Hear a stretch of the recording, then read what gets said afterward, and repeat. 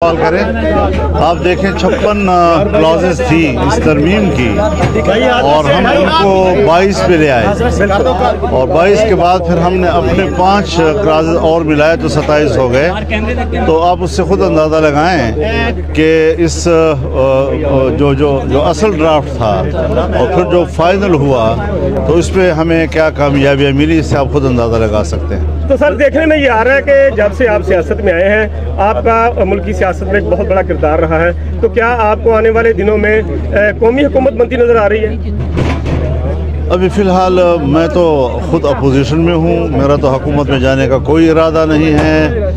बाकी अगर कोई तजवीज़ है तो उसका हमें इल्म नहीं है। मौलाना साहब, आपका जो किरदार है ख़ास तौर पे आइनी तरमीम में बड़ा ही अहम रहा है। तमाम पार्टियों का रुझान और उनके जो मरकज़ नज़र थे वो आप थे। इस तरमीम के बाद आप क्या देख रहे हैं? कोई आइनी बहरान या इस तरह की कैफियत जो है वो पैदा तो नहीं हो जाएगी? क्योंकि आम तासुर है कि शायद अपनी मर्ज़ी के फ़ैसले जो हैं वो लिए जाएंगे। सवाल ही पैदा नहीं होता।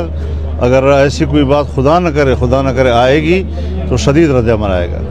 सर अभी कुछ डेवलपमेंट्स हुई हैं। इमरान खान की मिसेज जो हैं उनको रिलीज़ किया गया है, उनकी बहनों की जमानतें हो गई हैं, कुछ नरमी आ रही है, आप देख रहे हैं ऐसी चीज़ें? ये खबरें जिस तरह आपके पास आ रही हैं हमारे पास भी आ रही हैं और हम तो उसूली तौर पर न इंतकामी सियासत के कायल हैं, न किसी सियासतदान के ख़िलाफ़ मुकदमों के कायल हैं और न किसी जलसों पर तशद्दुद के कायल हैं, सियासी वर्करों की गिरफ्तारियों के हम कायल हैं। लेकिन बहरहाल हमारे मुल्क में एक रीत है, हर ज़माने में चलती है, कभी एक तरफ से घूमती है कभी दूसरी तरफ से घूम जाती है। चीफ जस्टिस काजी फायद ईसा साहब जो है आज आखिरी दिन उनका, तो इस हवाले से क्या कहना चाहेंगे? नए चीफ जस्टिस आए हैं, क्या खैर मकदम करेंगे?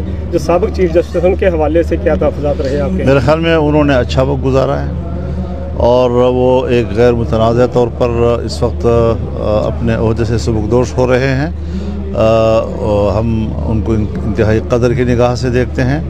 जो नए चीफ जस्टिस आए हैं इस वक्त पार्लियामान का एक रोल सामने आ गया है, जो मैं समझता हूँ कि आने वाले मुस्तक़बिल में जो अदालतें जो हैं वो कभी इधर कभी उधर होती थी, अब पार्लियामान के किरदार के बाद अदलिया पर जो सवालात उठते थे उसका रास्ता बंद हो जाएगा। तो सर अब चूँकि ये हुकूमत और जो नए चीफ जस्टिस आए हैं मैं उनको खुशामदीद भी कहता हूँ, मुबारकबाद भी कहता हूँ और दुआ करता हूँ कि अल्लाह ताला कौम को इंसाफ दिलाने में उनकी मदद फरमाए। तो सर हुकूमतें जो तोड़ी जाती थी गैर आइनी तरीके से, मुख्तलिफ कभी अदलिया के ज़रिए कभी इस्टेब्लिशमेंट के ज़रिए, तो समझा जा रहा है कि ये नई आइनी तरमीम जो आई है वो अब रास्ता रुक गया है। तो क्या आवाम की सहूलत के लिए भी कोई आइनी तरमीम आएगी जिसमें ये महंगाई, बिजली के बिल, ये चीज़ें सस्ती होंगी, ख़त्म होंगी और उनका कला कमा होगा जो ग्रां फरोश है?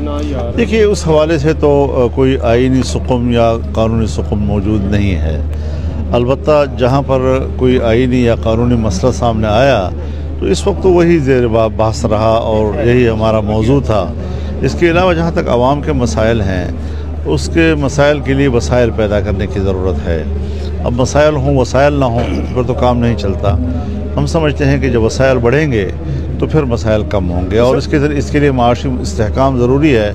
और इसी वजह से आपने देखा कि जिस वक्त यहाँ पर शंघाई तंजीम की कॉन्फ्रेंस हो रही थी तो मैंने दोनों फरीक़ों से अपील की कि न तो कोई मुज़ाहरा करे इन दिनों में और न ही इन दिनों में तरमीम का मामला जो है वो आइनी तरमीम का बिल का मसला कोई छेड़े, ताकि कौम एक यकजहती दिखा सके और जब वो लोग सुबह कॉन्फ्रेंस में जाए तो उनके सामने जो ख़बर हो वो यकजहती की हो, तनाज़ात की ना हो, जिससे कि उनका एतमाद बहाल होगा और पाकिस्तानी मईशत में वो हमारा ताउन कर सकें। अच्छा मौलाना साहब, 27वीं तरमीम जो है वो भी आने जा रही है तो नहीं आ सकेगी। इंशाल्लाह भरपूर मुज़ाहमत करेंगे। ये कोई आसान काम नहीं है। सर ये सूद जो है 3 साल की इजाज़त क्यों दे देगी, फौरी खात्मा? ये कोर्ट का फैसला है। कोर्ट ने चूँकि 31 दिसंबर 2027 का टाइम दिया था तो अब ये मसला हो गया है कि उसमें पहले तो शरीयत कोर्ट का फ़ैसला एक दरख्वास्त से उड़ जाता था। अब यह है कि बाकायदा वो सुप्रीम कोर्ट में सुना जाएगा। अगर 1 साल तक वो फैसला न दे सका तो शरीयत कोर्ट का फ़ैसला ख़ुद ब खुद मुअस्सर हो जाएगा। तो अभी तो जो अपीलें हैं वो वापस ले ली जाएंगी और जब वापस ली जाए नहीं, अगर नहीं ली जाएंगी तो चूँकि प्रिंसिपल ऑफ पॉलिसी जो है आइन का हिस्सा बन गया है रिबा के हवाले से, तो जाहिर है जब गवर्नमेंट उसमें फरीक होगी तो वो आइन के खिलाफ तो बयान नहीं देगी ना जी, तो इंशाल्लाह वो मुस्तहकम होगा। सर शेख रशीद साहब जो है दोबारा गेट नंबर 4 खुलने की नवीज़ सुना रहे हैं। बहरहाल मैं उनकी बात पर तबसरा नहीं कर सकता, उन्होंने अच्छी बातें हमारे बारे में की है तो हम भी अच्छी बात करें।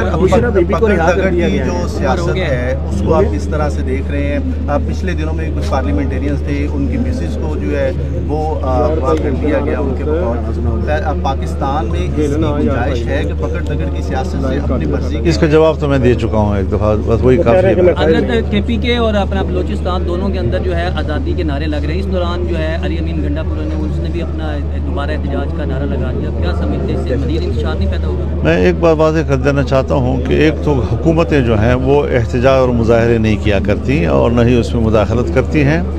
फिर मैं पंजाब पे चढ़ाई करूँगा, मैं वफाक पे चढ़ाई करूँगा, ये जो तसव्वुर है ये ख़ुद मुल्क को तकसीम करने के दरपे है। और एक सूबे को वफाक के मुकाबले में लाना या एक सूबे को दूसरे सूबे के मुकाबले में लाना, ये गैर सियासी सोच का मजहर है। तो ये लोग सियासी नहीं है, इस वजह से इस किस्म की बातें कर जाते हैं। सर आपने भी तो कहा था कि ज़मीन गर्म कर देंगे उनके पाँव के नीचे की।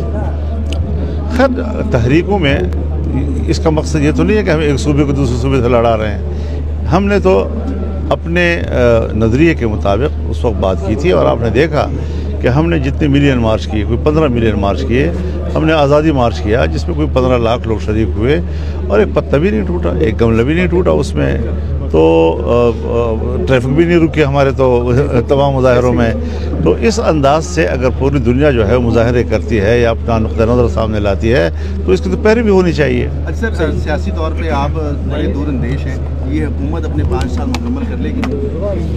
मैं तो सोचता हूँ कि इलेक्शन गलत हुए, दोबारा इलेक्शन फ़ौरन होने चाहिए और अब देखें कब तक चलती है बात। हम तो अपने नज़रिए पे कायम हैं।